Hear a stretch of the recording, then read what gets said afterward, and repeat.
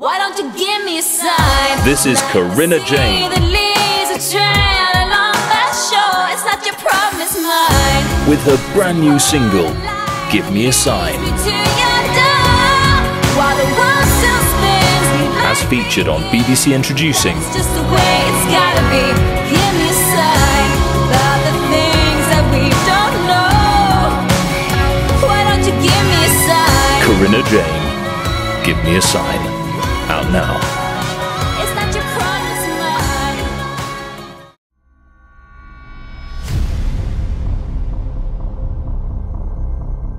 mine. I missed you a lot. You know, baby, you should belong to me.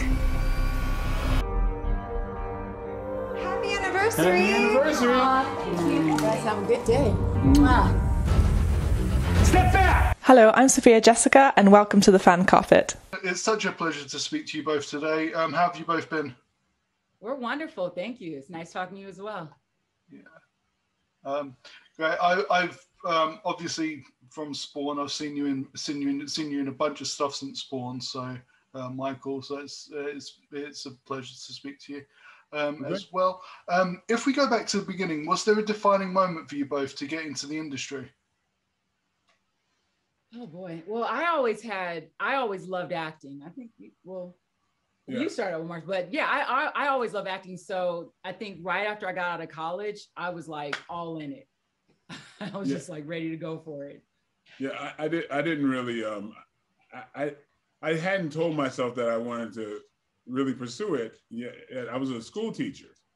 But in my off times, I would always go out for commercials and TV shows and stuff. And I really enjoyed it. But, so I got to the point where I said, I got to get this out of my system. And so I left teaching and I pursued the acting and haven't gone back. Right. What did you teach? I taught, just grammar school, 6th, 7th, and 8th grade. I was a special ed teacher. Like the problem kids who are very much like me when I was younger. So I identified with them. Awesome. That's very rewarding work. Well, yeah, thank you. I do a lot of motivational speaking, and I'm still connected with that world quite a bit. So in a way, in a sense, that's still my job as well. Right. Okay. And I suppose martial arts plays into that as well. Well, yeah, martial arts it was a savior for me growing up in a harsh environment. It really kind of provided armor for me. So, and it's been a mainstay in my life ever since. Awesome. So what was about Take Back that enticed you both to get involved? I knew once I read the script, I was like I always say, it's the fact that it was dealing with such a relevant topic, sex trafficking, that was very important to me. And then once I read the script, I said, God, this sounds like it's written for me and my husband. The characters were so close to home. I knew immediately, I was like, I'm all in. I can't wait to do this film. And of course, the fact that I got to be this badass character who, gets to kick everybody's butt, that was a bonus. Awesome. So how do you relate to Zara and Brian? And did you enjoy working together on this? Oh yeah. I mean, we brought our own characters. We were just basically us, like for the first time on film. I don't get a chance to play the real me very often because I'm just kind of like like marauding, kick you in the head type of guy, and some of the action movies, and I sometimes play the comedy stuff. But this, I got to play something close to home with somebody who's close to home, so, we got a chance to really be ourselves. Mm-hmm. Awesome. Are there any genres that you haven't done that you'd like to? Oh boy. For me? Yeah. Horror. Oh yeah. What the heck? I totally, thank you. See, that's why I need him. I am a huge horror fanatic. Huge. My whole life, I read horror, I watch horror, everything. I have not done a horror movie. I want to be in a horror movie, so I'm putting that out there to the world. Thank you for reminding me of that. Yeah. What about you, Michael? I want to tap it. No, like I want to do more action comedy. That's the stuff I enjoy more than anything else. And look like I'm going to be doing another edition of Black Dynamite. So. Oh, that'd be awesome. Yeah. That'd be awesome. Yeah, very cool film. So who inspires you in the industry? Oh gosh, I don't know if I have anyone in particular, but a lot of the actresses of the past, like the Diane Carrolls, like the Cicely Tysons, women that really kind of set the foundation for African American women in film. There was something about them that was so endearing to me, watching them on screen, the presence they brought and the energy they brought on screen. I love them. So it's kind of quite a few people for me. I like the multi-hyphenates like Jordan Peele, Tyler Perry, people who are basically, like myself, I enjoy all aspects of it: the producing, the writing, directing, acting, the whole thing. So those are my people that inspire me. Wonderful. Yeah, then they're doing some great stuff. I mean, Jordan going from comedy to make two great horror films, neither of which I've seen, but I know they're brilliant. So I saw them. Yeah, I don't do well with horror. Me too. He doesn't either. Me too. So that's the one divide we have. Is there a book that you're both a fan of that hasn't been adapted to film or TV or Netflix yet that you'd like to be a part of? Oh man. See, once again, I'm going to the horror thing. Stephen King did this book called The Institute that I just read recently. I want to see that go on screen, and I definitely want to be a part of that.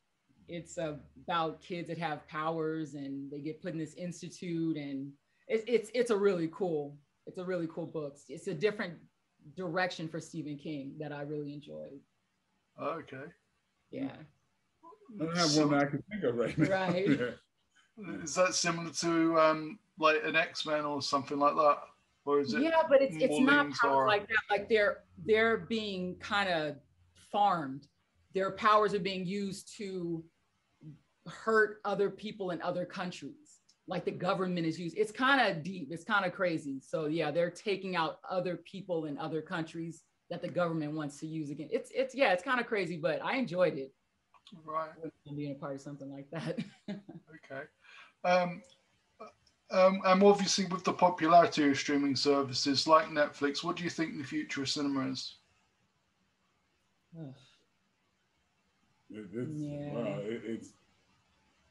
It looks like it's. I don't know. I'm wondering once this pandemic is over, is it going to be like when Prohibition was over and everybody just wants to be out in the theater again?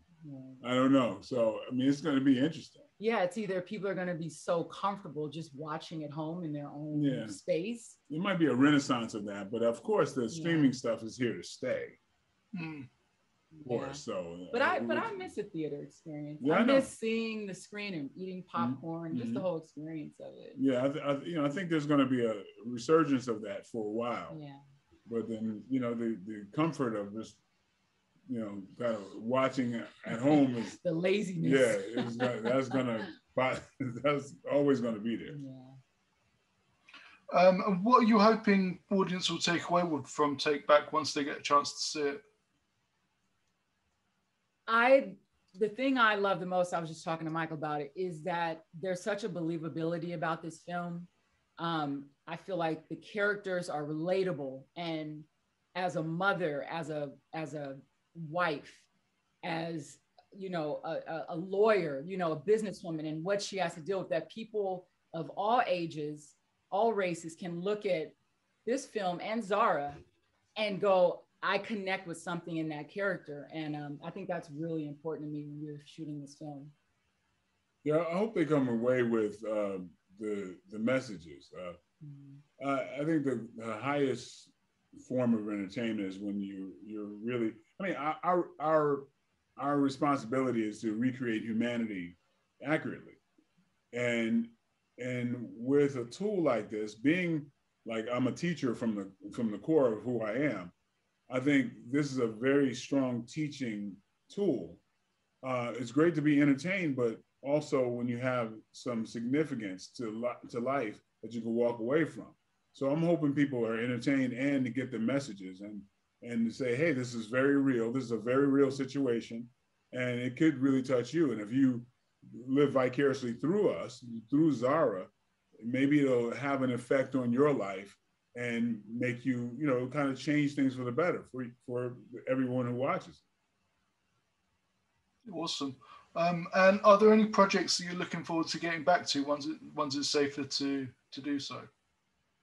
Well, yeah, we've been working throughout the pandemic. So yeah, there's a number of projects that we're in pre-production for, and we just can't wait to get back there. It's just always, there's little hoops that you have to jump through for the pandemic, but we're going to continue doing this, the thing that we're doing. Yeah, I'm finding that myself with the short film that we're producing. Yeah. So, where can people find you on social media and stuff? Do you do any of that stuff that's important at this moment, I guess? Absolutely. We're both on Instagram. I am Gillian White. Michael is official Michael Jai. He also is on Twitter. I don't do Twitter, but he does Twitter. You're just Michael Jai White, right? Yeah, I believe so. Yeah. Yeah, and we're on Facebook as well. We're on all the social media platforms. It's just really both of our names. You can find us easily. Yeah, and then we have a Patreon thing. We do things like when I was doing self-defense stuff. We're concentrating on women's self-defense, and that's kind of related to Take Back as well. And so we'll be putting more content out about that in the future. Absolutely. Great. Yeah, that's very rewarding as well, and it's something that's seemingly more and more important these days. Especially, obviously, with Take Back, do you have any memorable moments from the set that will stick with you for the rest of your careers? We have some great ones, but it's a lot. But I know you won't be able to tell when you're watching the movie, but we literally were in the desert filming in 120-degree weather, and we were done. But you won't be able to see that on camera. I think I've never drank so much Gatorade and water in my life to stay hydrated throughout running through those desert scenes after Mickey Rourke. Yeah, I mean, we had a lot of really crazy things that was happening. Remember, we were scouting the last location where and I was running around. I was looking for a place where you can shoot the final scene. And I went around these rocks and ran into like what I thought were statues of bighorn sheep, and they weren't statues. They were just standing there waiting for like one of us to move. I'm like, oh my God, that's not a statue. I might be in trouble right now. There's like 3 bighorn sheep just looking at me. And like, you're in our territory, you might want to leave. Yep, and I just backed up slowly before I got rammed. Yeah. But yeah, probably the safest thing to do. Right. Yeah. Walk away slowly. So what are you hoping for the future of Take Back? I hope it does really well. I mean, I'm very proud of what we brought to this film. And I'm really, I feel excited and hopeful that people will take so much from it. And me personally, because this is my first action role, I want to give more. I'm hoping that this kind of creates a foundation for me to do more stuff like this, and also putting more films out that are about topics that are so important, like human trafficking. Yeah. It's something that definitely needs a light shone on it. Definitely. Well, this has been incredible to speak to you both today. Good luck with the film and everything else that you've got planned. Thank you so much. It's great talking to you. Thanks very much. Take care. You too. Bye. Bye. Thank you for watching The Fan Carpet. Please follow us on Facebook, Twitter and Instagram for more content next time.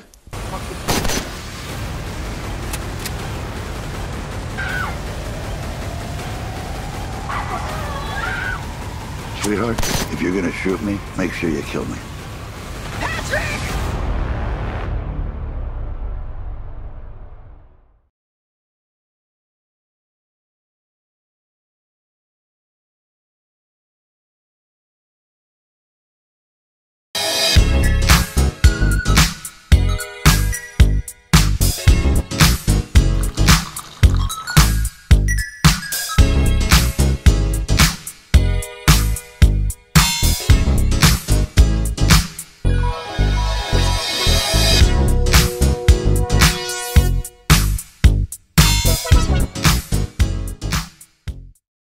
I'm here on the largest of the Balearic Islands, Mallorca, with the turquoise waters of the Mediterranean Sea, beautiful mountainous landscape, the thriving city of Palma, quaint little market towns, a growing number of luxury hotels. It's no surprise that the likes of Audrey Hepburn and Elizabeth Taylor like to holiday here. So come and join me as I take you round Mallorca.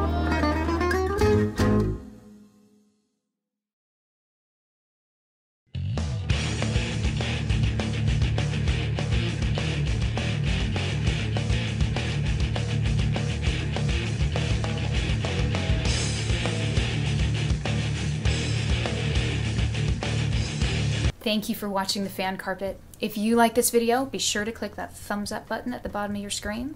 And also be sure to subscribe to the Fan Carpet YouTube channels. They're absolutely free and so much fun too. Be sure to check out the official website, thefancarpet.com. Also, you can follow us on Facebook, Twitter, and Instagram to stay up to date with reviews, competitions, the latest news, and so much more.